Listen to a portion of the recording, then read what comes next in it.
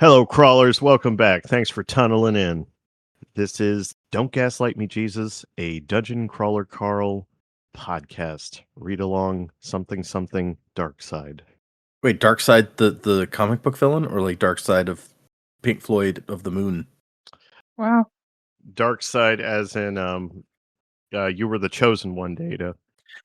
We all believed in you, and you fell into the algorithm, the SEO algorithm that is trying to get a podcast off the ground. The Dark Side, as it is called. Not to immediately get us completely off track, but I had a meeting today where a manager told us about how her model for leadership was Darth Vader, and I was like, okay, I don't want to work for her ever. What you telling yourself? I mean, he would lift people up, but mostly to choke. But there's apparently a whole book she showed on the meeting. Like, if anyone wants to borrow this book, feel free. And it was like how to be more Vader or something like that. I was like, okay. Sauron, misunderstood. That was so freaking weird. They don't understand that Sauron actually brought a lot of jobs to Middle Earth. So yeah, the orcs and Uruk-hai really worked. Look, the logging industry had never been better before Sauron. Okay, I mean, yeah, that's true. I don't think it was viable long term, but yeah. Thinking from the dark side. Wow, that's the most red pill coated shit I have seen in some time. Wow. Is this going to be part of the? Yeah. This is our come in from the song. It's kind of on brand for some of the shit that we read in these chapters. So you know what? It's actually not wrong. It's kind of pertinent. What's also great about these chapters? Very relevant to the world we're currently in at the moment. I know I make a joke every time about how, hey, how we thought it couldn't get worse? Well, I should probably stop saying that because, at one point we're going to get like super COVID or some bullshit. I don't know. It always gets worse. Like, have you not learned this by now? Yeah, I say this as I sip my tea.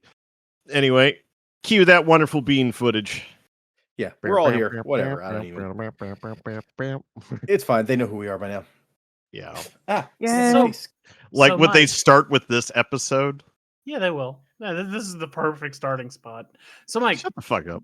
What? Shut the fuck up.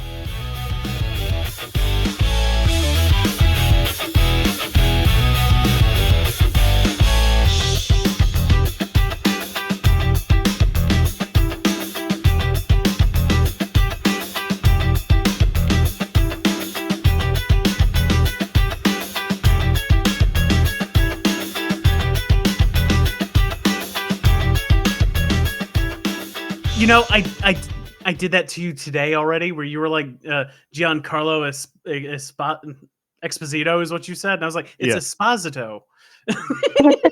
And then we just stare at each other for literally like 10 solid seconds. And I just scream at him, close enough. Oh, but it is Esposito. Oh, is it? Expositorio? Yeah, No, it's Esposito. I gotta go find a video of him saying it. That's the only way I will believe this. I just think Exposito because he has a lot of characters that say a lot of exposition. I mean, he does. Fair. All right. Oh, hey, look. Yes, oh my God. Okay, I need to see it now because Tim has now posted a video of him saying it. So I need to know how this man says his own fucking name. That's great. Tim. Oh God. Okay. Tim was ready. Esposito. Yep. There you go.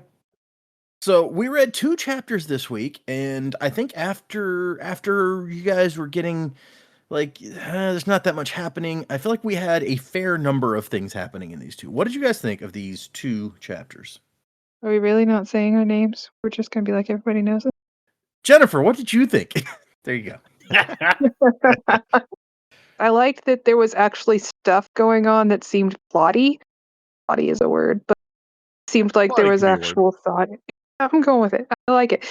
So, but first chapter, I think there was a lot of fun stuff kind of going on through there although it took me a hot minute since it'd been a bit since we read it, and I didn't like glance back, and I was like, what are we doing, and why are we going up this thing?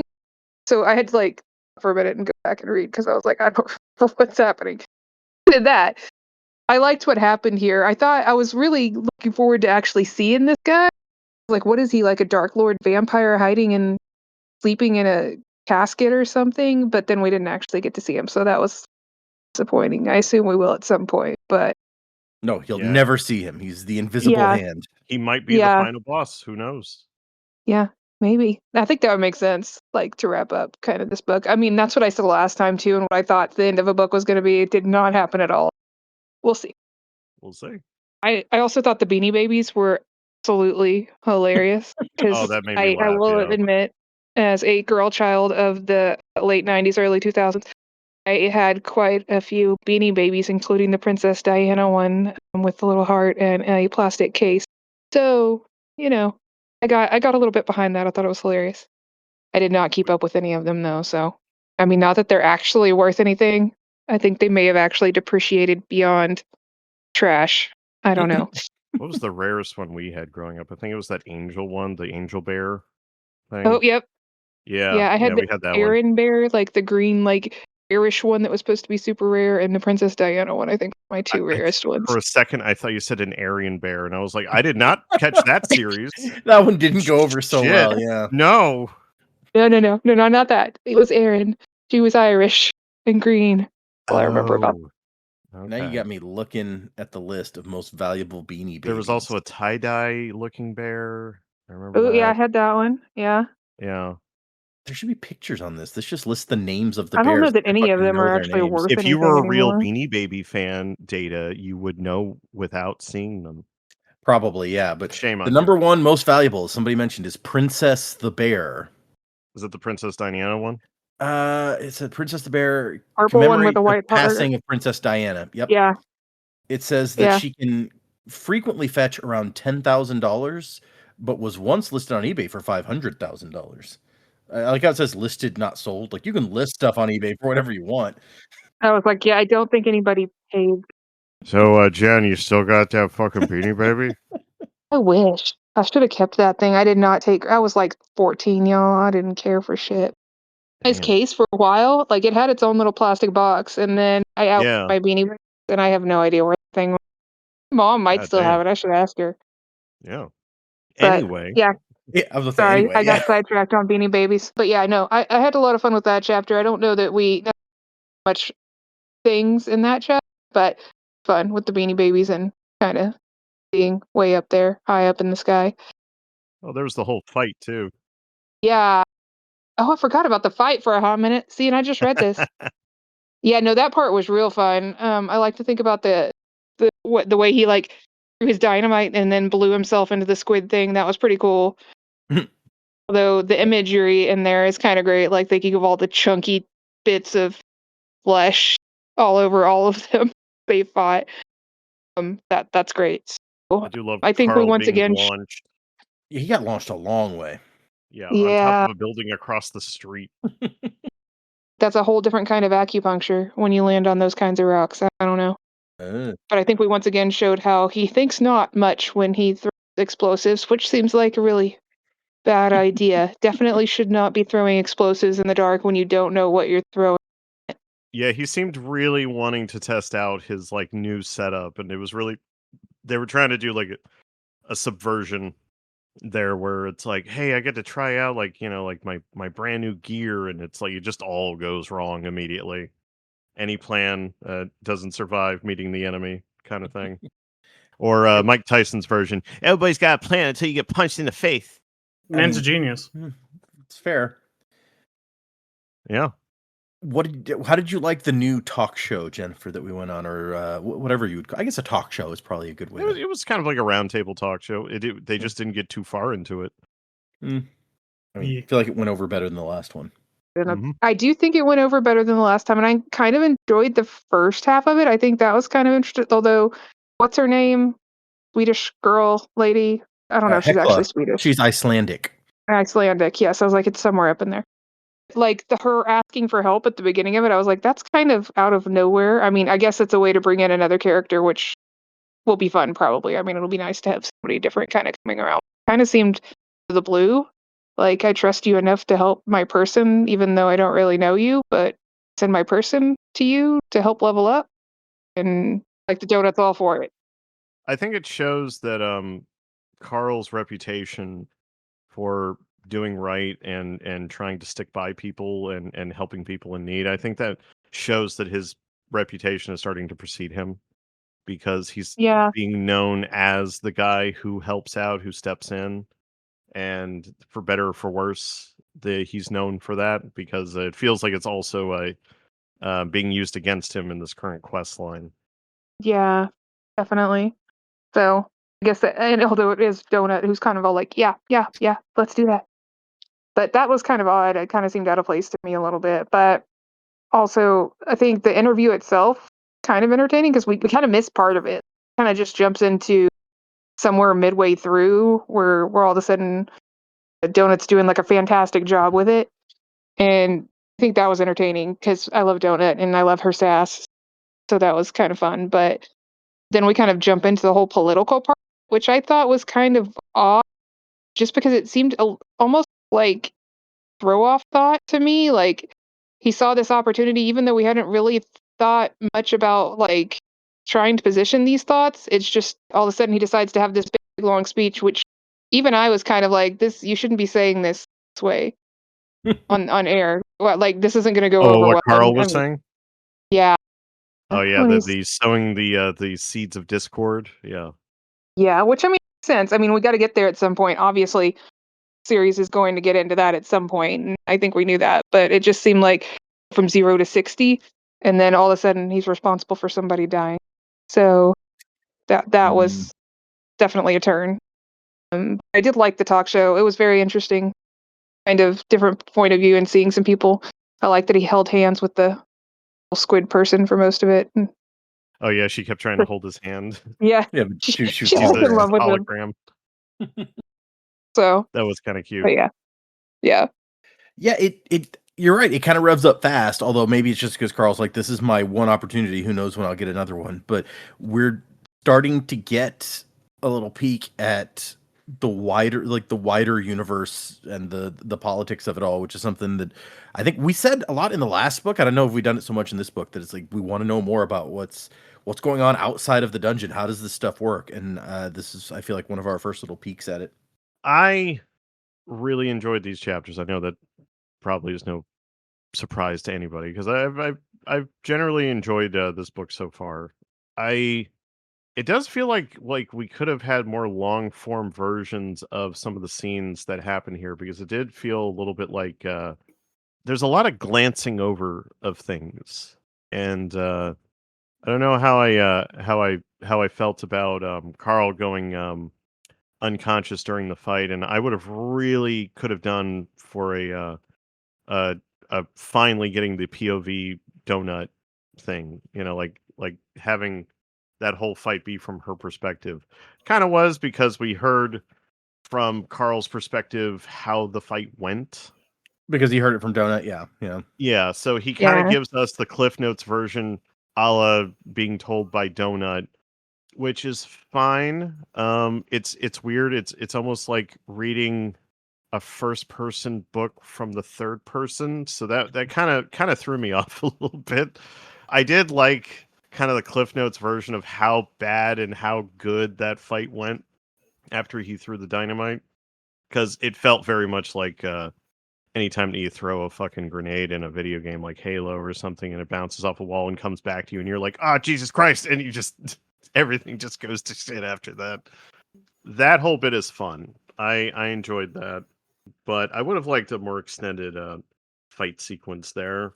I feel like we've been glancing over quite a few of the action sequences as of late, so I guess we're gearing up for a big, long, extended fight soon because we're coming up towards the end of the book anyway. So I guess the True. finale, the climax, is coming up. But the what we got of the fighting, that was fun. I love the whole scene in the office with the Beanie Babies and the dead hooker. That was really fucking funny to me. Carl makes the most weird, awful noir detective ever, just doing that shit, and he's just like, oh, you need evidence, I have evidence, drops dead body on desk. Like I love the energy that Carl brings to any of those types of scenes. Like that's always fucking fun to me. But I really feel like the meat and potatoes here was the talk show, and I wasn't expecting that. I wasn't expecting to have the talk show be the thing that I enjoyed the most. I love Carl coming into his own even more, and bringing in more of that anarchist kind of rise up, sees the means of production, but in the sense of the production of this show kind of thing, which is funny. I've really enjoyed all of that with Carl, but also we got a little bit more of Carl and Donut's evolving relationship and a little bit of a more of a tension brought in because someone has mentioned Beatrice. And what would happen if Beatrice came back? Because we have been speculating on that since the very fucking beginning. Now we've had characters say it out loud, which is interesting. Yeah, I guess the audience of The Crawl has also been speculating on this. Well, it makes you wonder, like, do they know she's still out there? Like, is there some viewing that they're able to actually see and they know she's there?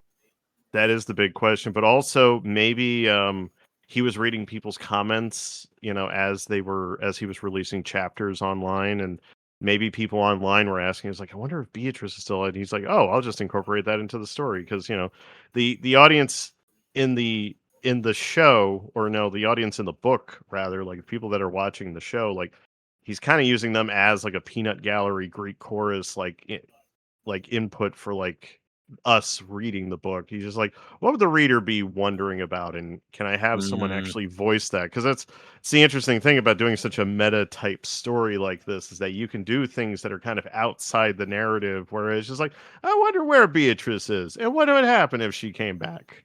Because the writers in universe are thinking about, like, what if we brought Beatrice back? What would that do? Because Carl has now gotten the attention of things far his greater at this point. So someone out there is going to fuck with. And the airstrike on him. Holy shit. When that happened, I knew exactly what was happening.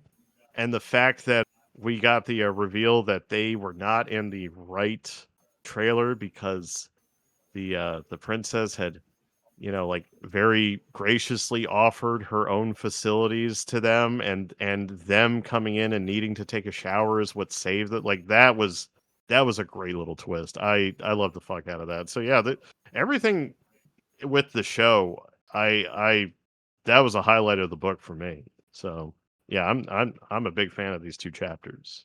Yeah, it's interesting because they focus hard when they first show up in that trailer. Like, wow, this is a much nicer trailer than we usually get. I guess it's just because we needed a shower, but they've built that in where it's like, oh no, actually, like the rich singer was the one who had this trailer, and she gave it up for y'all. So I thought that was set up pretty well and paid off well. Oh yeah. I mean, it's not hard to set up and pay off within like a couple chapters, but still, I thought pages. It was done pretty well. Same chapter. Yeah.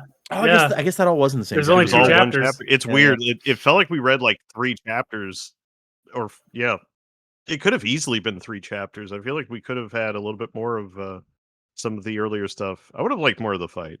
Like, I know more I keep of the saying fight, that, but Yeah. I really would have. I feel Felt like like that an out. Yeah, it felt Like like it to we avoid kind of got having to rushed write. through that. Yeah. Yeah. Although Mongo having the time of his life, and all I heard was the fucking SpongeBob song, like "Best Day Ever," playing while Mongo was just taking out corpses, because Mongo was having a ball, and I just love my little boy out there just taking down corpse pieces. So that was fun. It has been a bit since we had like a fight. I guess probably the roller skating bear was the last one we had, and that was more of like a sad thing, Yeah. 'cause he poured the it wasn't like goop. That was chapter 9. Yeah, we're enjoying ourselves having a good battle. It's like saying my favorite action sequence was the Mercy killing. It was real fun. We all learned a lot today. Some things that will scar us for life. And you know what? That was what that it wasn't the friends along the way, it was the trauma. That is where you learn valuable life lessons. Oh yeah. I don't want a valuable lime lesson. I knew you would you'd hit with that Bluey quote. Very nice. Yeah, friends are temporary. Trauma is forever. I mean, my life would indicate that this is not entirely inaccurate. Yep. I think these might have been my favorite like chapters of this book so far, because I really liked Carl going to try to see the mayor, dropping a hooker on a desk in front of his secretary is just perfect. No notes. Did you drop this? Yeah, it is a War Machine story. And boom, did you drop this? I loved the zombie monsters. I do kind of wish there was a more like fight. I agree with Mike there, but I mean, again, we're just bumping up into this is the problem of first person perspective. If Carl's not involved, we don't see it. Yeah. Yep. I love the new show. I thought that was all really, really good. I like how the new show's person is named Wonton. So every time I read that name, I just went back to Garth Marenghi's Dark Place, and Wonton is he's on our case. Like, I don't know, the thing was funny to me. It might have been a reference. It's probably not. It's just like saying we're this is the new show with biscuits. You know, like it's just. Oh, sure. You were going to be like, every time I read his name, I was like, I want some Chinese food. Damn. I know, that's where I was like, how much Chinese? Ripper Okay. Wong Tong. I have to pause for a moment because that reminded me. We very recently got a comment on one of the early episodes, and I wanted to bring it up now in case I forgot again. But this person, Shady Zaku, left a comment that said, Mike, I got the llamas with hats reference. I got you. Yeah. Oh, fuck. Oh, that makes me so happy. Thank you so much. What was his name? Shady Zaku. Shady Zaku. You my boy. You my boy. I also thought that immediately when I listened to the audiobook on my first time, he says. Yay. Carl. I knew Mike would appreciate that, so I had to go back to it. Sorry, go ahead. You're fine. Yeah, it's pretty much all been said. It's just two chapters. I liked it a lot. Felt like things were finally happening, and more importantly, it makes me feel better about the rest of this book. We're almost done with this book, and I'm like, all right, Yep. this plot seems to be maybe heady enough to carry until like the last page. There's some mystery. He's got to do some detective work, and he's not great at it. And yeah, okay, Goes all the way to the top. which I also love that he's genre aware enough to go, okay, so it's the mayor. They're immediately like, I mean, clearly it's this guy. It's clearly right? I mean, you can't even open the door because it's locked because it needs a plot device to open. I will say I agree with everyone has said that could have used more of the fight. I agree that this is probably a moment where we could have had a bigger fight scene. Because like I said, it's been like 9 chapters, a good chunk of the book since we had the last one. But at the same time, I feel like it was nice for Donut to get a moment to get some of her own back from like Carl having to save her when she was unconscious. And now we see like Donut gets to do the exact same thing and have Carl's back. And we don't actually get to see most of it because the whole point is Carl's unconscious. But I thought that was good for Donut as a character. I agree, but I know Donut was amazing, and I want to know about it. Like, I want to know everything Donut did, because I know it was amazing. I know it shows how smart she really is, instead of, when she pretends she's a little dumb when she's not really dumb. And I'm super curious, because I think I would have loved that more than I love walking around with Carl most of the time. I think one of the best bits about that, when we were hearing about her recounting what happened, was it felt like it was a scene from a war movie where someone got hit by like a mortar, and they're like on the ground, and you can hear the tinnitus pinging in the background, and she's just like, Carl, you got blown up and thrown across the street onto the other roof. Mongo's taking care of all the stuff down there. I'm gonna keep taking out these guys. And then she's like talking to Mongo, saying, "It's like I'll take out the one behind him. It's okay, sweetie." And I just felt Carl going, "What happened? What the fuck?" So that bit hit for me. So that was a good bit, but I didn't like that the entirety of the scene was glossed over for that, because I felt like that would have been a good bit, and then Carl gets up and then he continues the fight with them, but he's just like, oh no, like after you get out of the darkness, these things fall apart like a sack of potatoes. So it's fine. it's all fine here. How are you? That's also a fair point. Is that it did make it sound like, oh no, they're actually kind of easy. Mongo's having a good time, so yeah, like Carl didn't actually have to just blow up the entire building and the corpse the Loch Ness monster corpse. He kind of overreacted a little bit, and immediately the plan failed to chuck the fused fucking explosive. Like he really needs to get the impact explosives is what this is proving. Because it's just fair, like yeah. Right? having this We need to having this prioritize shit that. yeah, having this shit knocked back at him, immediately his plan backfired. Very literally. I mean, the problem with the first one that he threw was that it impacted sooner than he thought. He's like, I'm going to throw it over their heads, and it turns out the zombies were really tall, and he was not expecting that. Yeah, that's right, because they were giants. Because it was dark, and you shouldn't throw explosives when you can't see. Well, they have idea. a new rule now, so it's okay. Yeah.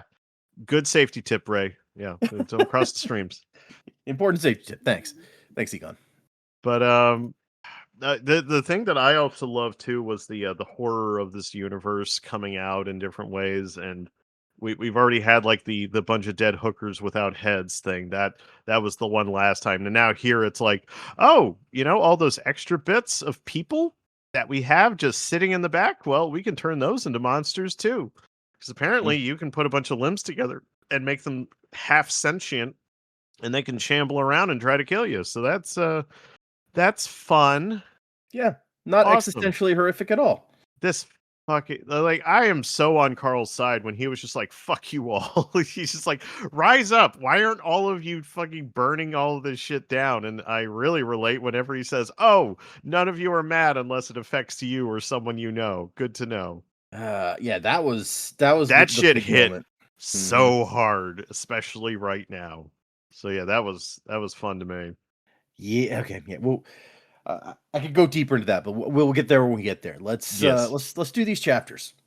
Yes, sir. So it's nice that we have at the start of the chapters time to level collapse. Very useful information. We've only got 3 days left on this level when we start the chapter, so kind of dovetails with the fact that we've only got a few chapters left. Right. And they've come to see Magistrate. DuckTales, so then I went woo in my head. You're saying?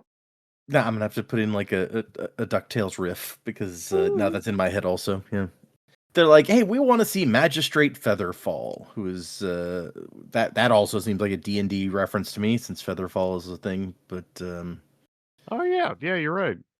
The magistrate is the person in charge of the town, and they had to. The administrative building has no first or second floor. It just starts on the third floor because they're bird people, so they can just fly in there. And I guess it helps keep the riffraff out since they clearly do not give a shit about anyone who's not bird people. Shit, Morty was fucking right. Bird people are fucking dicks. And now crab people is stuck in my head. You love crab people. You were going on about them last time, too. I know. I don't know what it is. I think this just reminds me of that stupid song. But yeah, no. Now you've reminded me of that song, and I don't. Sorry. I didn't even watch that much South Park, but it was in the Stick of Truth game, and that I loved. Quality game. So they had to use the puddle jumper spell to even get up into the building, and then when they get up here, there's some of those swordsman guards who they're like, well, how the hell did they get in here? Is there like a secret elevator somewhere? And also they find what Carl describes as like an airport, or a bunch of airport shops where they got a bunch of overpriced crap, and those are all manned by like humans also. And so we're like, well, how do any of these people get up here? Maybe the bird people have to carry them. I don't know. How would they get up there? That is a very good question that never got answered. It does not get answered. Yeah, they're just NPCs. Right. They just spawn. Maybe. And like they're walking around like they have to have like stairs or something, right? Like I don't. It's just funny how much attention is put into that, and we did not get the answer. We'll never get the answer. There's also smaller bird people called chickadees who they're not child skyfowl. That's what Carl thought. They're just a different species of bird people, but they're also hanging around.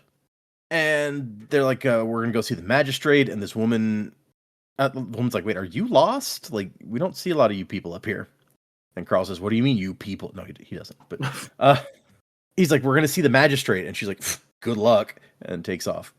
And then we meet Miss Quill, assistant to the magistrate, who is a lady. She's got a bento box filled with sushi on her desk and like Beanie Babies, or the equivalent of Beanie Babies, just stuffed animals in all different shapes and sizes. We find out, like, he sees one of the aliens on the talk show, and he's like, oh, hey, she had a Beanie Baby of that guy, or of that species. So there's dungeon creatures, and I guess actual real-world creatures, all in Beanie Baby form. It says there's like 300 of them on shelves behind her desk, some of them in protective glass cases.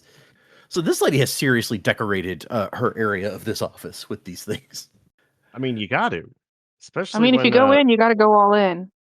Yeah, you can't. It's like they're like potato chips. You can't do just one.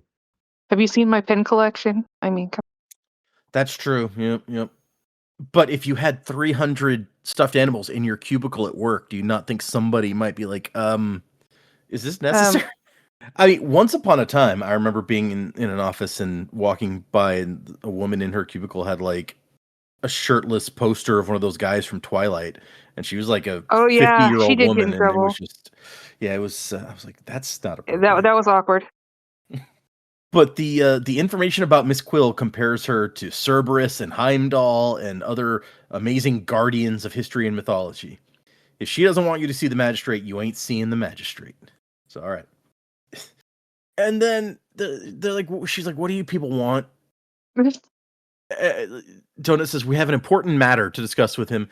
And she says, what is that matter? And Donut goes, murder most foul, which I feel like is Donut making a pun. Yeah, it doesn't get addressed, but I thought it was funny. I laughed.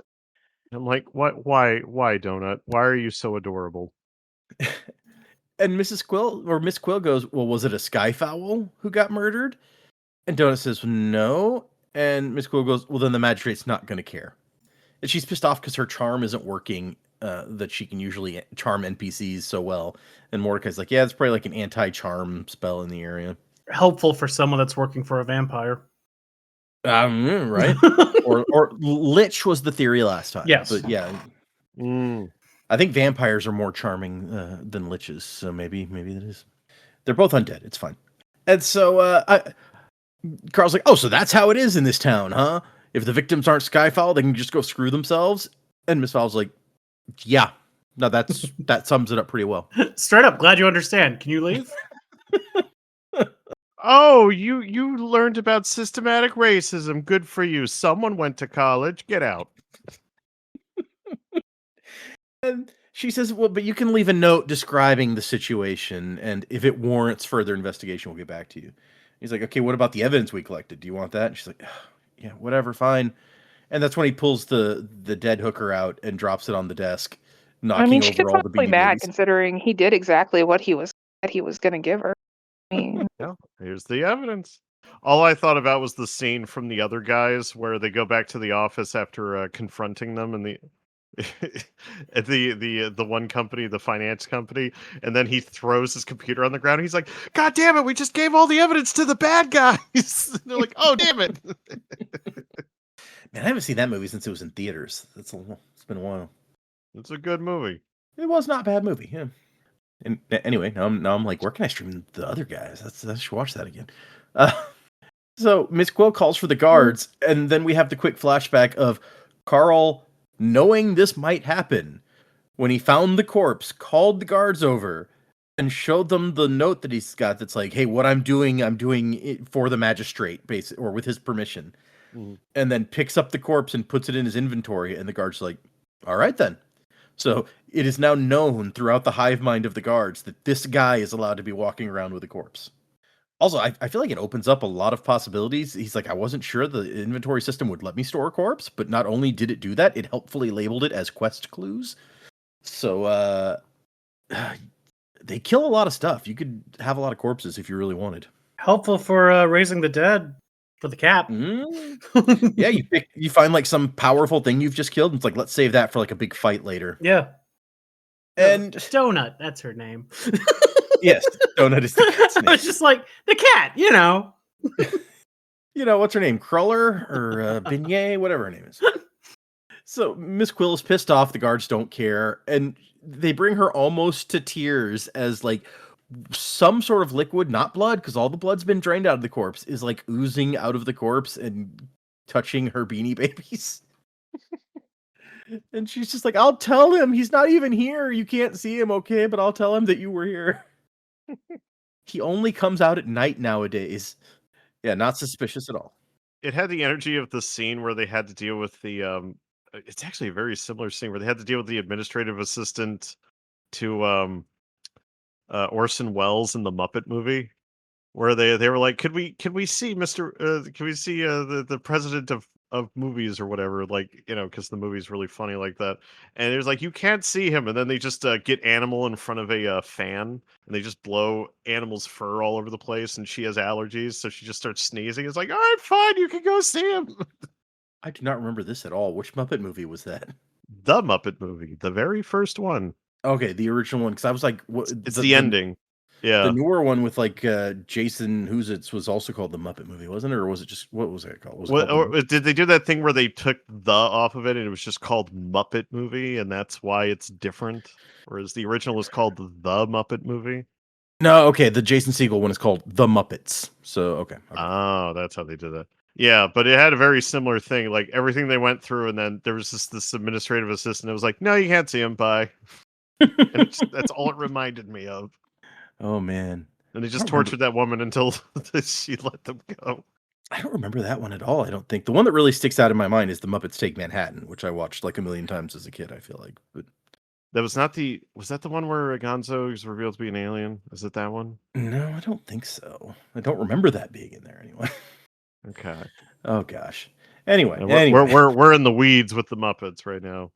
There've Just been doing so it for you many at home, different everybody. Muppet movies. What was your favorite Muppet movie, listeners? Write in, let us know. My favorite is The Great Muppet Caper, because the Happiness Hotel, all of that, and every line that happens there is my favorite. Especially the taxi driver saying, it's just like, what's your room number? It's like, I don't know, we're on the second floor, and he's like, oh, I can only take you as far as the lobby, and they're like, what? And he just crashes into through the front of the fucking hotel. I heard the beginning of that movie so many times because my little ones had it, and it would play like in the DVD player in the car on a car trip or whatever. But they'd get bored after a while and change to something else. So I heard the beginning of that movie a bunch of times. Yeah, it's got a long ass title sequence at the beginning, and I can see how kids would be like really like off put by that, because it's basically a commentary for a little bit of the characters talking. Muppet Treasure Island, by the way, audience, is the correct answer for what is the best. Oh, Muppet yeah. movie. Now, if we're going to be talking about public domain adaptations from the Muppets, I mean, I would have to pick Christmas Carol, but I guess that's Christmas just me. Carol is good, and I mean, it is hard to beat Michael Caine, I will admit, but Tim Curry. Tim Curry, right? Yeah. Oh my. Anyway, back to the book that we're reading. Yes. Oh gosh. Yeah, she has to go get some paper towels to suck up the moisture so it doesn't get into her Beanie Babies. And while she's gone, they check the door, and the door's description is the door is locked, magically locked. It's almost like they don't want you in there. And then Carl, the section ends with my eyes focused on the top undisturbed line of Beanie Baby sitting above her desk. And that's all we get until they get kicked out when she comes back. So it seems like something happened maybe there. And when they get kicked out, he's like, "You're welcome for fixing your shelf." Jeez, ungrateful. And at this point, they have to use rope to get back down because her puddle jumper spell takes 5 hours to recharge. So, yeah, it felt like such a waste going up there with that. Yeah. By the time they come back from the talk show, maybe it's fine. But it was like, we had 2 hours before our interview, and so we're going to go and get in some grinding, you know? I hope we don't get airstriked. A thing that can happen in that universe and in our universe now. Isn't that fun, kids? Oh, true. Also, there's the thing about how these fused hoblobbers, he's like, it takes too long if I light them and then throw, like, so I pre-lit some and let them burn down a little bit and put them back in my inventory. Yeah, when he said again, that, one of those questionable decisions. Yeah. Another questionable decision. He's like, Mordecai and Donut were mortified when I told them that I did that, but I'm like, I mean, that's what I got to do. And I was like, I get it. I get it. It's dumb, but I get it. It's the kind of plan I can get behind, just don't stand too close to me. Especially if like you have to be the one that's sleeping in the same room as the person that has lit explosives in their inventory. That's not fun. But in a safe area, I don't think that the shit can explode. So Oh, that's a good point. Yeah, there's that. So if it comes out, I think it just pauses. I think. maybe. I don't know. I would still be kind of off put by it. It's like it's like meeting somebody and they were like, it's like, does anybody in here smoke? And it's like, no, I have a grenade in my pocket. I leave the pin pre-pulled, so because you never know, right? Like Mondays. Oh god, yeah, it freaks everybody out. But he's like, what? That's how I got to do it. I'm throwing them at 250 miles an hour now. HR says you can no longer bring hand grenades to meetings. Oh, I feel like I'm being targeted now. Yeah, why you guys single me out like that? Come on. What about Dave and his like really smelly coffee? Yeah, He like gets to keep Come bringing on, that. Dave. I told you guys that this meeting could have been an email, and you know what you can't email? Hand grenades. I've tried. It True. doesn't work. I've tried. True. I mean, it you would think it could be an attachment, but no. I can't CC you on a hand grenade. I'm gonna BCC you, and then you'll never know you'll never see it coming.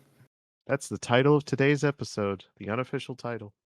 I love the titles that you picked. They're always the best. So they go into some neighborhood to try to find, but it turns out this neighborhood has already been taken care of. Somebody killed the neighborhood boss, which they find in the pool of a YMCA or the equivalent of a YMCA. It is a Loch Ness monster thing with two heads called the Divider, killed by crawler Daniel Batista II, who, spoiler, Batista is a last name we've heard before in this book. It is. Now, Batista 1, like that was the origin, and like we got to know some of his lore. Batista 2 was when he really found himself, but I think Batista 3 is really where the writing really came together. Stupid joke. Thank you. I was like, which one played Drax? The other that one. was my favorite one. And so as they're in here and checking out this giant monster, because the neighborhood maps always stay after the monster's killed, the boss is killed. So like, hey, we may as well grab it. All of a sudden, it goes dark. Not just regular dark. Donut's torch spell is extinguished. It's like a magical darkness. And Donut's reaction is like, well, that's rude. And he lights some torches, but they don't really do much to help the darkness. And then they hear something moaning. And Donut's got that enhanced like hearing skill where she can tell, especially if she's seen an enemy before, she can hear and tell from the sound if it's what kind of enemy it is. So she says there's 2 city elves out there, but there's a bunch of other things, and I don't know what they are. Should we do slime time? And we don't get a description of what slime time is, but it's Donut's favorite because it's fucking awesome. But now was not the right time. And so he chucks a hobblobber. He wants to throw it behind these guys to see if like he can backlight them or throw them towards them or something like that. But he doesn't aim high enough. He aims 20 feet over the city elf, it says. No, I'm sorry. It hits something about 20 feet from the city elf. I was about to say 20 feet over. That would be really tall. No. And it blows... When I heard slime time, all I heard in my head was the line from Ghostbusters 2. Like, why am I dripping with goo? With goo. Oh my gosh, that guy's such a great actor. What's his name? But his lines are some of the best stuff in that movie. I want you to know everything you're doing is wrong. I want you to know this. Peter McNichol is his name, and I know him more actually from Numbers, which was a show I thoroughly enjoy. But yeah, he's just a great actor. So he manages to blow up one of the elves, but that doesn't stop the darkness. And they're zombies. They figure out as they get closer, they can hear them shuffling and moaning, but they're giant zombies. And he thinks, no more screwing around. Donut, run to the pool, and pulls 2 sticks of dynamite out and just tosses one in each direction. Again, very well thought out. It is a bold move for sure. And he sees like one of the monsters rush towards him, and the stick of dynamite bounces off it. It's 12 feet tall, and it bounces back towards him much too close. And he jumps into the pool, intending to, when they hit the bottom of the pool, turn on the protective shell. but he forgot that there's a giant rotting monster corpse in the pool and lands on that instead. And that's when we get what happened next was relayed to me by Donut later on, who was the only one to stay conscious for the whole rest of the fight. I don't know if that means Mongo was knocked out briefly or if it's just Mongo can't talk, so... wondered about that too. I was like, what happened to Mongo? Sounds to me like Mongo wasn't conscious, but I mean, I guess Mongo technically can't tell us. Yeah. Not yet. One of these days, Mongo will get super smart. I think that was a Mike theory from last time. Maybe. He was going to eat a bunch of death sticks or whatever. Yeah, and he was going to get like fucking super intelligent for like a minute, and we were going to hear him talk in like a British accent or some shit. That'd be fun. I'm still holding out for that, yeah.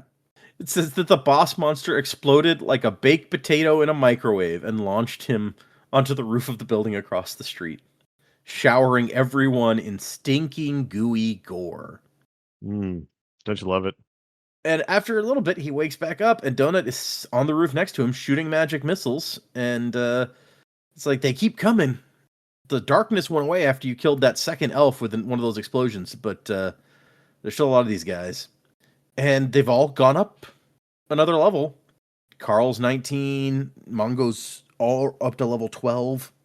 It's almost like he didn't want them to be different levels for very long, so he gave them a chance to catch up to Carl or some shit.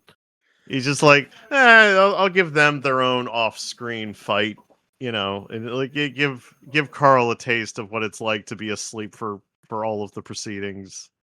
And as somebody already mentioned, she's like, good boy, Mongo, mommy's gonna kill the next one, and you get the one behind that. I love how well they can work together. I did actually really enjoy that. I liked that they took care of things while Carl was down. Carl doesn't have to be in control all the time. He can relinquish some of the responsibilities off, because Donut has been showing time and time again how fucking independent she actually is. And I love that. She can hold her own and protect Carl, and this is her chance to show it. Mm-hmm. Also, she's covered in, he says, like 3 inches of viscera, which is a deeply disturbing picture, honestly. Sounds like a lot. Sounds like quite a bit. It smells amazing, too. Yeah. She was covered like a piece of extra crispy fried chicken, which the blood and guts isn't that appetizing unless you're Mongo, so I don't like the comparison personally. I'd had porridge for breakfast and I regretted it now, he says. It came out of my nose. Oh. Beautiful. And then we see these things are shambling berserkers that were neighborhood bosses on the first floor, but now they're back. And we get explained that it's like, hey, all those body parts and stuff left over after the creation of the world dungeon and all the buildings getting sucked down with all the people in them. Well, waste not, want not. These things are made of all the pieces of those people. And that is a very disturbing thought. Yeah. It's like Coraline. I don't know. That's what I was picturing. Like pieces sewed together. I don't know. Ooh, yeah. No, that's kind of pretty close. He says it looks like something that if Dr. Frankenstein had dropped acid before making his creation. So yeah. I mean, he must have before he made any of it. I read that book. I don't think there was any mention of that. There's got to be a lot of drugs when you're just like, you know what? I'm gonna make a person. Oh, you mean like have a kid? Like, no. Takes a long drag. No, I'm gonna do something real fucked up. Well, what are you gonna do? Well, I'm gonna tell you right now, it's gonna involve a lot of fucking lightning. Fucking rad. Let's do it. And it did. And he did. Good times. Good book. One of the classics that I enjoyed as a kid. This stupid version that I'm doing at the end, instead of just like, floating away on an ice, float, the monster is actually like on a surfboard. He just puts on his sunglasses. He's like, time to rip into the sunset. He just That's the 90s version of that, yeah. Yeah, the Frankenstein, yeah. I bet you there is a movie with, I mean, it's kind of Encino Man, but I was just about to say, I'm like, you know what? It would have been a Pauly Shore movie. Yep. Pauly Shore's Frankenstein. It's alive, buddy. Oh, Pauly Shore. I made a Frankenstein. Oh God, that movie happened in some universe. And in the chat, Escape from Tim LA. posted yeah.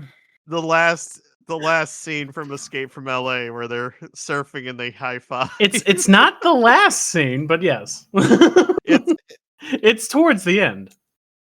It's the scene where you're just like, all right, I've seen enough, and you turn the movie off. I mean, honestly, it might have been before that point might have been reached before that, but in this scene where Peter Fonda and him are that like this is not planned. This high five, they were like, "Hey, can you believe we're getting paid for this? Yeah, the check's better clear. High five." I looked to see what Pauly Shore had done recently because I'm like, I don't remember hearing about this guy in forever. The last movie on IMDb is a 2024 movie called The Court Jester, where he played Richard Simmons, and I was like, no, you know what? I could see that.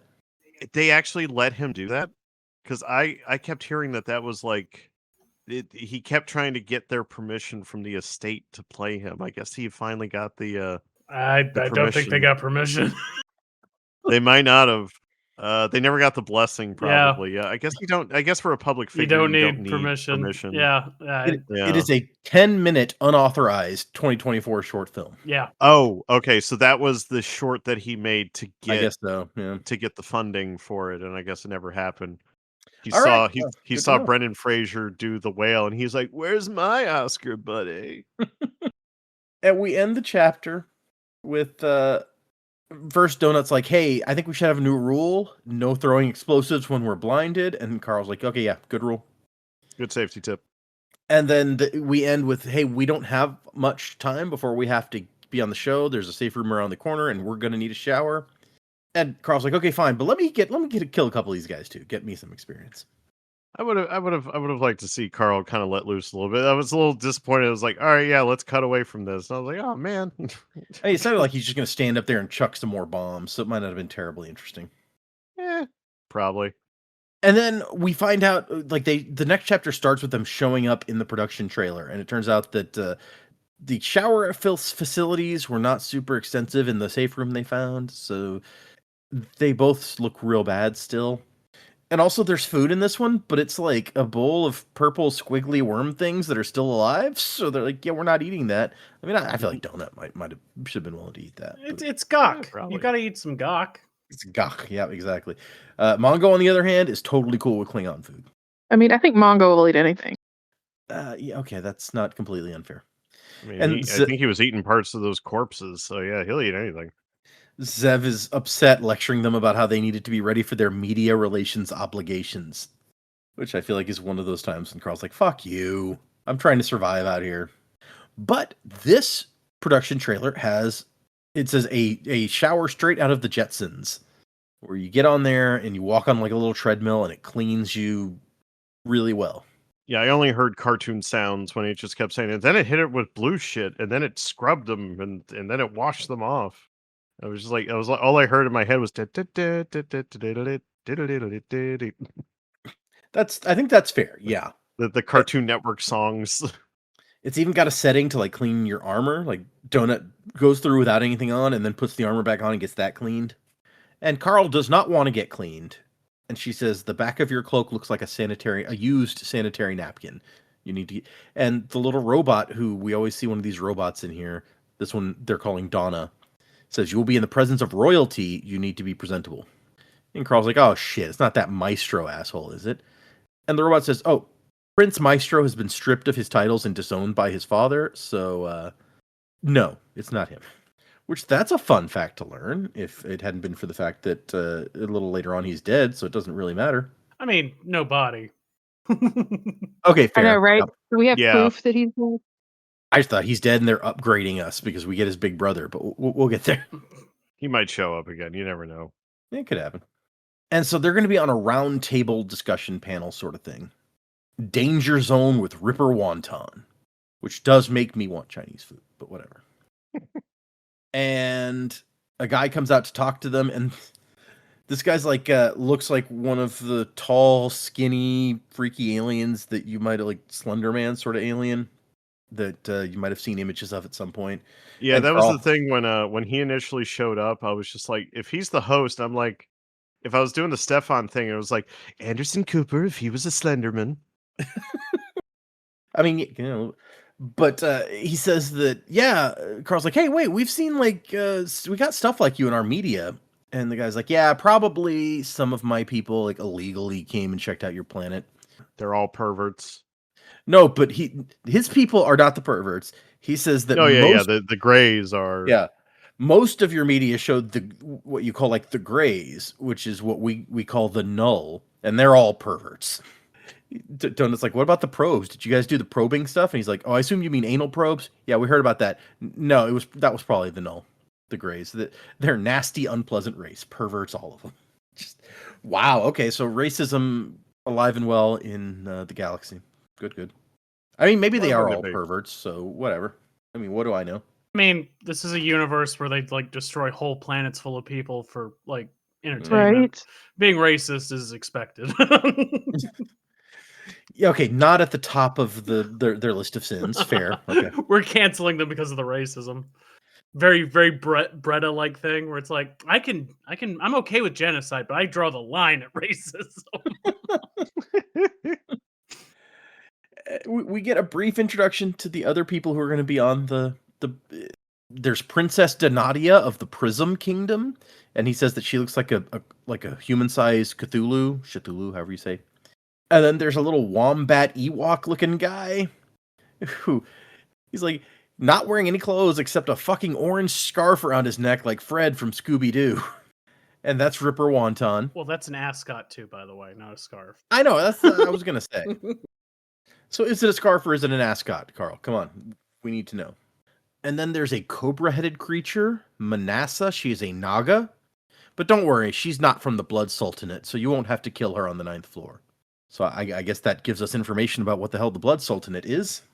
But also, Manassa has been dead a long time, and she has a Valte worm in her brain keeping her body going. But her singing career is hotter than ever. Her latest single is ranked 8th in the entire universe. So, hey, that's impressive. Got a long life and a good, bit of success ahead of her. I wish her all the success. Nothing bad will ever happen to her. Nope. I mean, she already died. What else could happen?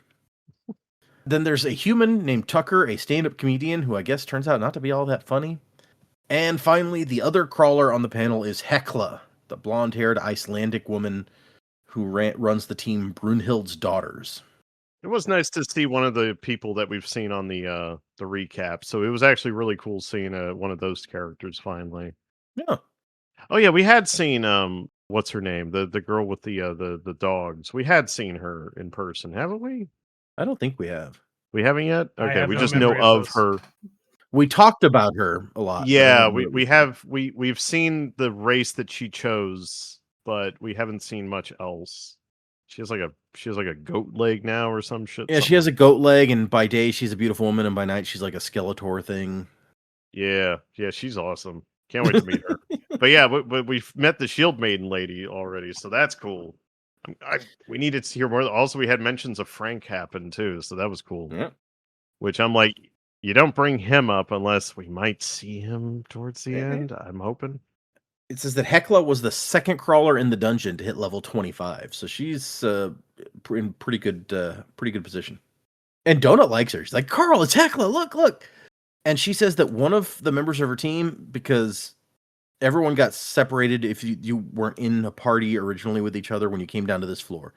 So one of them is near Carl and Donut's location. She saw the circus on the recap, and she's like, hey, could you guys do me a favor and help her out? And Donut's like, well, of course, we'd love to help your friend. And Carl's over here like, damn it. Yeah, okay, but we're in the middle of some shit, and we can't slow down for her, but we'll do what we can. And Hecla's like, just don't blow her up. No promises. He's like, I can't possibly make a promise like that. And then we cut straight to the middle of the conversation show where Tucker is talking about, like, I don't like the Mud Skippers, but the Valte have gone too far, the bankruptcy protections, blah, blah, blah. And Donut's like, aren't you supposed to be a comedian? When are you going to say something funny? And the audience laughs, and she goes, see, it's not that hard. And Princess Donatia is over here also laughing. And Manassa, the cobra-headed lady's also laughing. And apparently, immediately when the show started, Tucker started talking shit about how the program had lowered its standards by letting a pet on the panel, and Donut just like has gone after him nonstop the whole show. Oh yeah, what a dick. And Donut is doing her thing where she doesn't call him by the right name. She's like, I know this butler. I know that like I don't know enough about the subject to have a proper opinion on the question you just asked me, but unlike you, who's obviously talking out of his ass. And the audience loves her because she always knows how to play to the audience. That's our Donut. And she brings Carl, and it's like, and number two, I know my partner here has a very poor opinion of you, right, Carl? And Carl's just like, yep, you're a dipshit. It's just, even the host is like sitting here like laughing and pounding the table. She's so sassy. It's my favorite. Donut on these shows is one of my favorite bits, I have to say. I'm really loving the talk shows just because Donut gets to be in her element, but also her and Carl tend to be on the same side. Mm-hmm. So it's because at first he was a foil, but now they're like more solidified as a team, which is why it's interesting when B is brought up, because I was just like, oh yeah, the whole the dissolution of their partnership thing is always in the background. The possibilities, yeah. Yeah. Yeah, because especially when someone said, "Are you going to join B and leave Carl behind when she shows up?" And I was like, "When?" And also, was this a thing that Donut had said privately that Carl didn't know about? Like, it really threw Carl for a loop. Where he's like, "What the fuck are they talking about?" Sorry, yeah, I was looking for that bit. We'll get there in a minute. Eh. And so yeah, she just like plays to the crowd and just continues to put this guy down, and then. And apparently a lot of the conversation is about like these galactic matters that they don't really know anything about. There's talk about the Borant system and the Valte Corporation is trying to collect on their debt. And the three crawlers are just like, yeah, I don't know. It's none of my business. But we do find out the Skull Empire, there's some unrest, partially because of the Pork Boy Snick and the embarrassment that brought. Oh yeah, the sex tape. Yeah. Yeah, that's what they were talking about. King Rust has responded by disowning Maestro and telling his people to shut the hell up. And this is where, and then he's like, "What do you think about it, Carl?" And Carl's like, "Okay, I knew they were gonna ask me about this, so I've been kind of preparing what I was gonna say." And he's like, "I mean, all I really know is what you've told me, and also how much of an ass Prince Maestro was." And Donut's like, "Former Prince Maestro." He's like, "Oh, right, former." I love that she just can't help but dig at him. And he's basically like, "Look, if King Rust treats his people like his son treated us, then maybe they should rebel." And even I was like, "Careful, guys." yeah, everyone is kind of like, I mean, Ripper Wonton's like, "Oh, let him talk," and everyone's like, "Oh, geez, what is?" And after he finishes talking, like no one says anything, and everything's really quiet. And then the comedian guy's like, "You probably didn't know this, but openly using the tunnels to advocate for system sedition against a member state is a crime." And Carl's like, "Wow, then I guess we're all in that same situation. You were all in that same situation. If it's illegal to talk bad against the government, then you're all in the same fucked situation. Besides, what are they going to do? Throw me in a dungeon?" And then moments later, everything shakes, and Donut's like, "Oh, I'm gonna be sick," and Zev pops into their chat like, "Are you guys okay?" And we find out there was an attack on Manasseh's trailer. This is the Cobra lady. She's vacationing on Earth, and she descended to participate in the interview, and her trailer got hit. And Ripper is over here like, "Are you fucking kidding me? Let me see the statement." And they have to cut to, let's go to the danger zone while we figure out what's going on. And apparently the danger zone is the question and answer section. And the people have questions for the crawlers, is all we see. I guess they're the most interesting on the show right now. Hecla left her husband in the dungeon, and somebody asked about that. And she goes, "Well, actually, he left me, and he didn't really give me a choice. He was going to get us both killed, and now he's dead, and I'm not." And then a male orc asked Carl, like, what way is your most enjoyable way to kill? And he's like, "Well, that's fucked up. I don't really like killing." It's like, "What, you don't? But you're so good at it. You kill good," he says. And Carl's like, "I mean, I guess when it's clean, like a quick neck break." And the guy's like, "Yeah, that's good. All right." And then someone I showed. feel like when someone answers a question or asks a question on like a Jerry Springer thing, it was like, "What? How many chairs do you like to throw at people in your everyday life?" Oh, thank you. I just wanted to know. I've never watched any Jerry Springer. I imagined that would be anyway. But then the question we've all been waiting for. Somebody asks, "Who is Ferdinand?" And Donut's like, "It's time for the secret to come out at last. Ferdinand is the love of my life. We had a tragic courtship, star-crossed lovers. He was a Moggy, a non-pedigreed cat. That's why I jumped out the window that night. I could sense him calling to me." So not only do we find out who Ferdinand is, we get an answer to why Donut went out the window that night. Definitively, we know. I mean, maybe not definitively. It could have just been talk show answer. A little bit of a letdown to me. I was expecting more out of this. Yeah. Yeah. It could just be talk show answer, and she's still concealing why she wanted, but it's a good enough no prize for now why she jumped out the window. I believe it 100%, but that's exactly what happened. I'm pretty sure one of you at least had accurately predicted exactly what Ferdinand the situation was going to be and who that was. So, well done. And I like Carl's like, "Do you mean that like creepy yellow cat that would always show up when you were in heat? His name's Gravy Boat. He belonged to Marjorie on the first floor." Which who names a cat Gravy Boat? That's cool. I tried my damnedest to name a cat Mustard. No one would let me. I would totally name a cat Dumpster Fire. I think that would be funny. That's a good one. And then their name that I would call them, because nobody ever calls any cat by their name, I would call them Dump Dump. I was about to say, you could just say Dumpy or something. Yeah, it's the short. Yep. Hey, Dump, come here. We have a cat called Vigo the Carpathian, and he's always called Vigo the Carpathian, by me at least. It's Vigo! Inigo Montoya.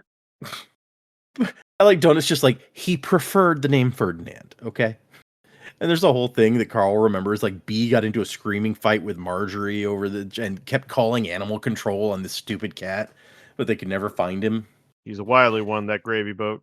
I guess if he was outside, and Donut went to find him, he might have survived. Yeah, maybe. He ain't on the third floor.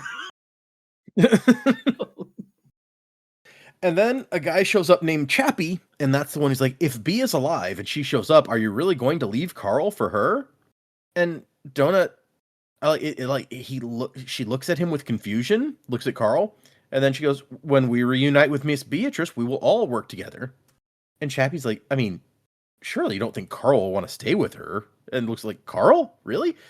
And Carl's like, it's just like, "I know B is dead. There's not even any point in this conversation, but okay. I need to have this conversation with Donut, not on live TV." And he just goes, "We'll cross that bridge when we come to it, okay?"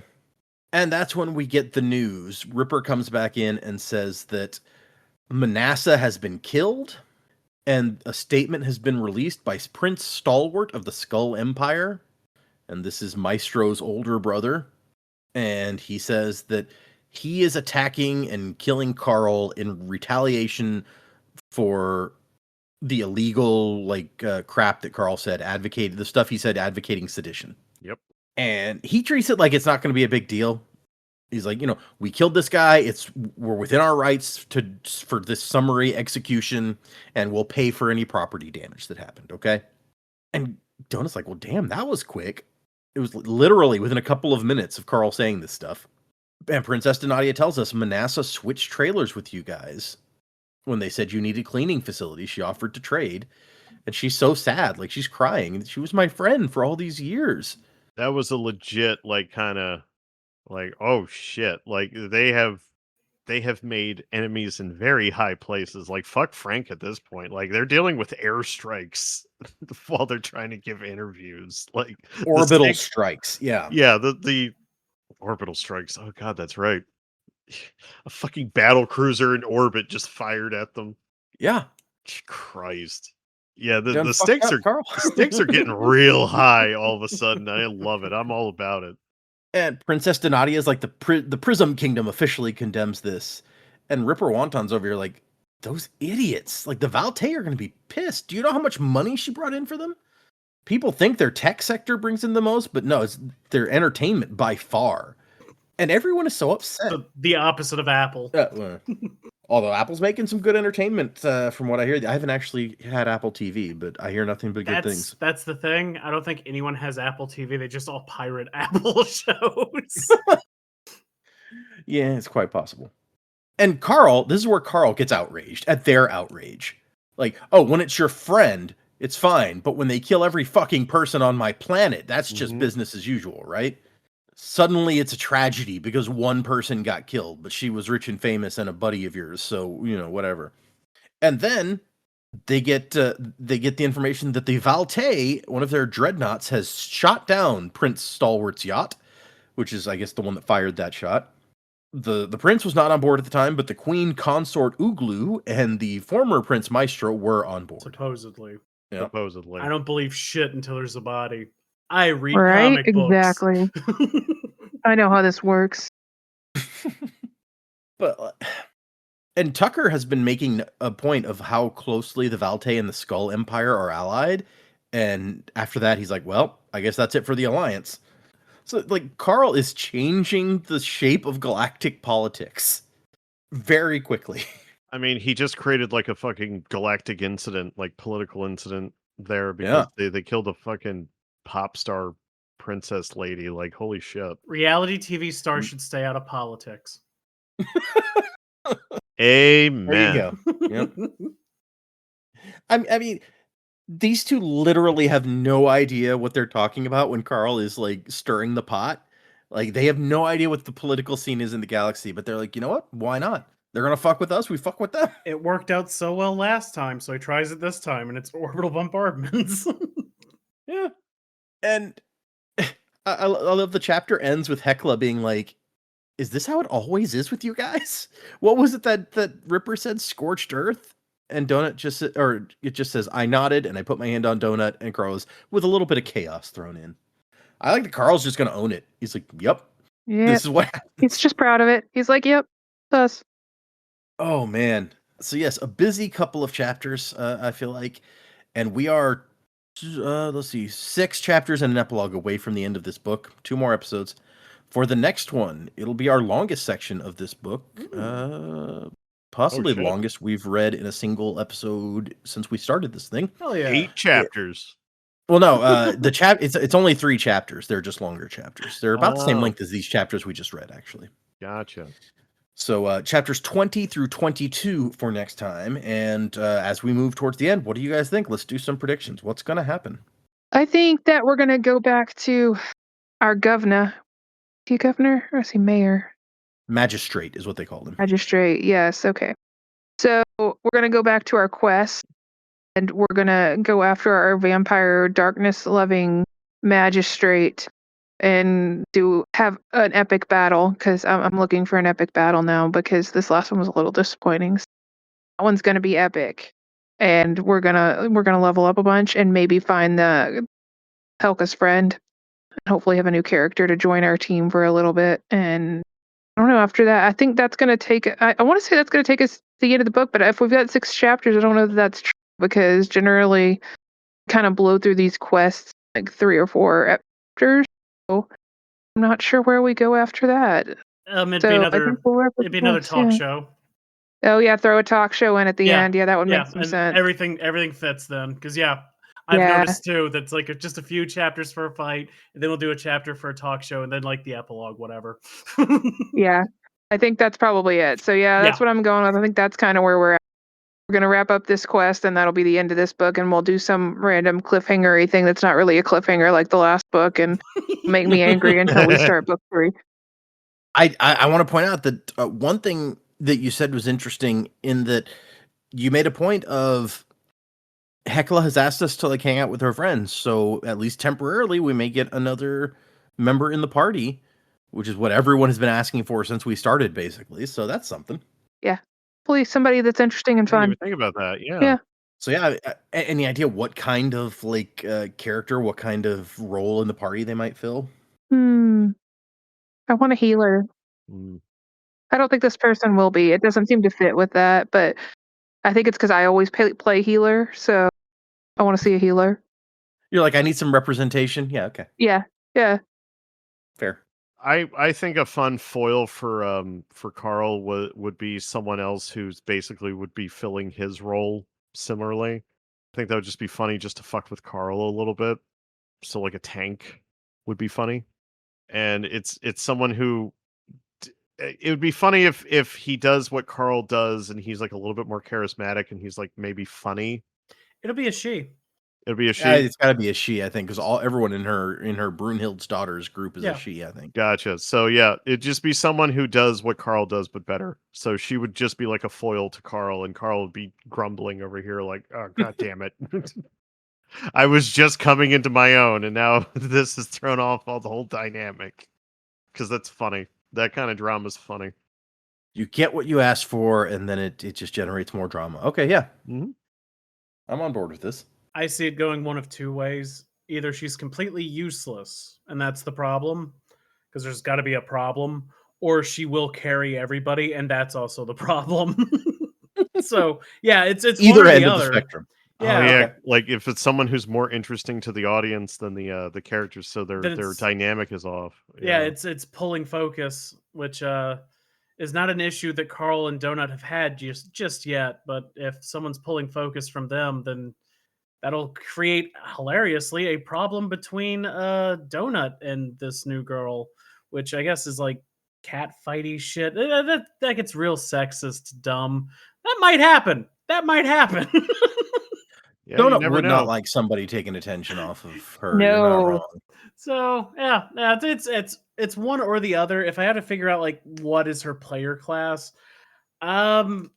it's we already have a mage, so I think like the other very stereotypical thing would be she's a rogue. Oh, yeah, we don't have anyone that kind of fills that. Yeah. Okay, fair. Because you could call Carl like a tank or like a fighter or something like that. He's definitely frontline. Yeah. Yeah. Well, except for he also has explosives, so that's he has ranged and like up close. Now that I think about it, now that he has the Zestera, so yeah, you need somebody who doesn't fill one of those already filled. Yeah, okay, fair. I also think Jen is dead on. We're just gonna do the finishing of this, which this story's gonna be fun. I like taking out the magistrate and whatever else happens after that. And then yeah, we're gonna get like the last talk show bit. Maybe we go down a level like at the end before the talk show, but that's pretty much it for the rest of the book. You can kind of see the shape of everything. This thing's I'm starting to see the Matrix. I think they have already told us that the next time they go on a talk show will be in between floors. There it so is. That would make sense. There it is. Because Zev was telling us they're going to do. I think she said Odette has first dibs on them in between floors, and then she wants to schedule another one like right in the middle of the floor to keep them in the limelight, as it were. So yeah, okay, makes sense. All right, Mike, what other predictions do you have? Oh shit! For like the end of the book. For anything that you want to predict. Okay. I predict that things are going to get worse before they get better. And I mean that in every sense. The book, In every your sense. life, Yeah, there you go. space, your own backyard. I think there are so many balls in the air right now and so many plates spinning at the same time that if we don't, because there's no way we're gonna deal with everything that we've set up so far. Not without doing like a full system reset and just tearing the whole thing down, like I was saying before. Because I know I said that multiple times probably in my prediction section, where it's like, I mean, the easiest way to win is just to take the whole damn game down, and Carl just demolishes the whole system. Of course, the takeover of the company, the Borant Corporation, has been fucked up because of this whole thing. So that means that the game might slow down now because the bankruptcy was causing it to speed up a lot. So I don't know. I feel like we're in store for one more big twist before the end that's going to complicate things.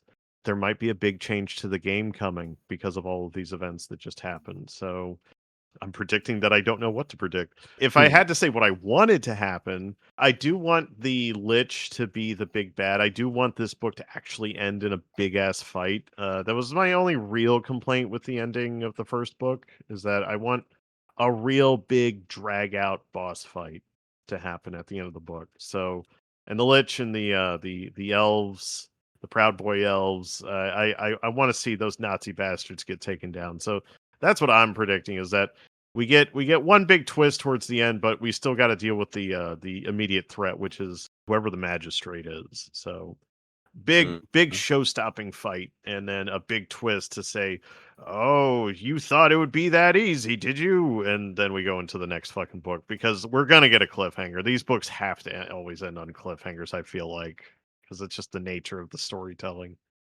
Interesting. I was gonna say, I'm not sure how, like, if as theorized, we are ending like going down to the next floor, doing the interview. Mhm. I'm like, the next floor is presumably completely different. So in some ways, there's not much to cliffhanger, unless the cliffhanger, I guess, is like, oh, what's the next floor going to be? It's crazy. But I guess we do have stuff that's continuing between floors. Frank, like you guys have said, is still out there. Still Now there. have the greater universe is after Carl in some ways. So yeah, there's stuff that we could cliffhang there. Okay. I just realized that our big fight this book is going to be against something that flies, and we don't have a flyer. So now I'm also saying that the new girl will fly. Okay. I wonder if she's going to be a skyfowl, if that's what her race is. Oh, that would She be could be interesting. anything. Yeah, Yeah, I know, but like a skyfowl would be really funny considering all the shit that we've been dealing with so far. It would be very useful in the Skyfowl town, probably. It just all clicked into my head because Data was mentioning that, a lot of Carl's moves now are ranged, and, Donut is ranged. And then I was thinking about it some more, and I was like, oh yeah, they're just going to fight a flying thing. Everything's getting set up so that they can all contribute to a flying thing. Interesting. I guess that would be a long setup. But yeah, okay, no, I see what you're saying. Okay, Tim, any other predictions you want to throw out? I said all my piece. All right, fair enough. Well, we have one email this week. No new review, so Mike, you don't have to come up with something on the spot again. Oh no, I'm so sad. No, I actually like doing those. Please, more reviews, please, everyone at home. It is the funniest thing when Mike does those. I love in editing, playing with those, because I get to do you get to do big voice. Olmec voice achievement handing out, yeah. But our email today is from K, just the letter K. It says, it's titled, "Thanks for the pod," and says, "Hi everyone, just wanted to let you know that I really appreciate you guys and the pod. I look forward to the next episode all the time. Can't wait for the rest of the journey. How do you all know each other from before? Gaming? Old friends? Work? Random person hijacked from the street? Hired to assassinate, but then failed, and then became friends over time, and maybe lovers?" No. It's like the story of Hitmonkey or something. I don't know. Anyway. One of these days I will kill or fuck you, Tim. ¿Por qué no los dos? All I thought of was Zach from BioWare fucking the Dragon Age games. I know Mike and Tim from the Red versus Blue forums back in the day, like 20 years ago. From nearly 20 years ago. 25 years ago. In the year 2000. Gosh, yeah. Same place I met Dak, for people who listen to the other show, is we were on the Red versus Blue forums, and then the comic book movies section, and then played a bunch of Halo and shit together. Good times. Good times. Married one of them. Yeah. Can you guess who? I've got no great story. Sorry. She's like, it's a really boring story, this relationship, actually. It's sad. I didn't say that. I'm stuck. Just stuck. Stuck forever. You poor thing. It's that fucking, what was it, that was it Stan Smith fucking talking to his son over the phone, Tim? Oh my fucking god, those are so funny. Everybody at home, find Stan Smith phone call talking about his marriage. That's the best shit. Oh, from American Dad. Yeah. I was like, who is Stan Smith? And then, okay, yeah. I never watched that much American Dad, but I saw some of it. So, all right. The next question that Kay had is, also, what are your thoughts about Mordecai so far? Yay? Nay? Just okay? I love my boy Morty.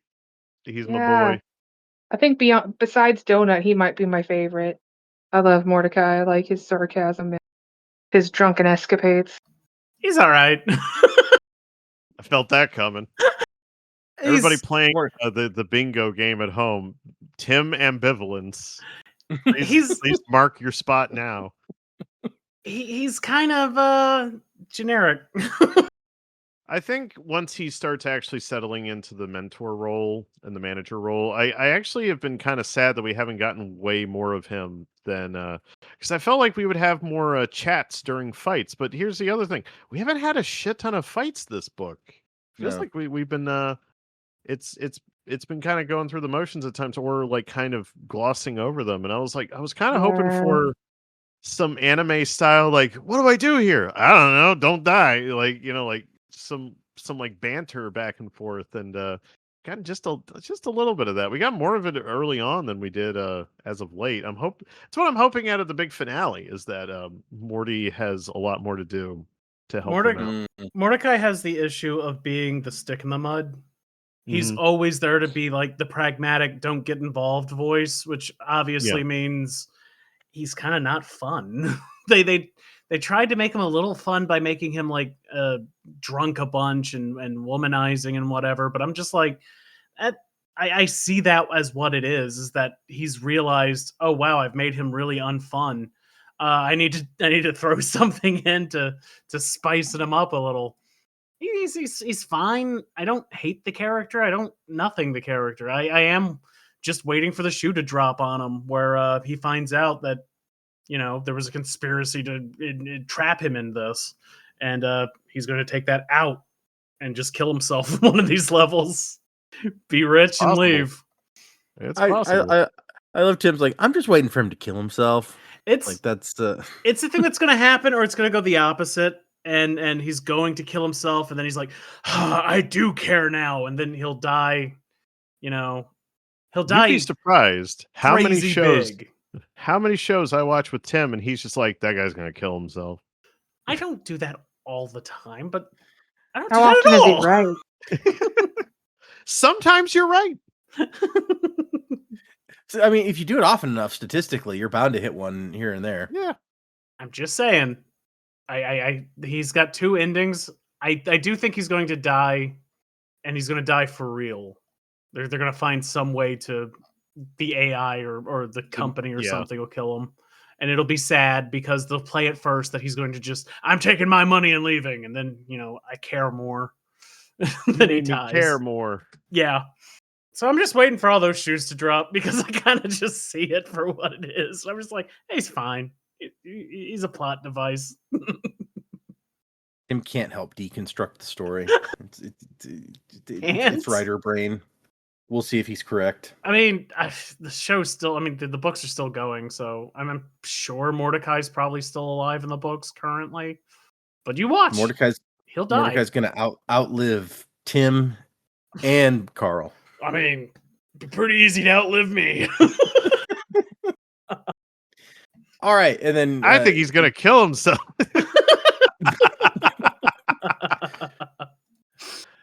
The email ends with best from Kay. So thank you, Kay. Thank you, Kay. That was a good question. Thank you. I love conversation-inducing or inspiring questions and things. Those are always fun. So if anyone else would like to send us an email, the address is dgmj@mail.com. Find us on Instagram and Facebook and places like that there on the interwebs and such. In them internet hills, there's gold there. I have been Data. Jennifer. Mikey. Timmy. I will leave you with our Mordecai wisdom for the week. Maybe don't walk around with lit bombs. Just pro tip, suggestion, sort of thing. And maybe don't throw explosives while you're blind. That's some donut wisdom of the week, and it's good wisdom for sure. That's a good wisdom.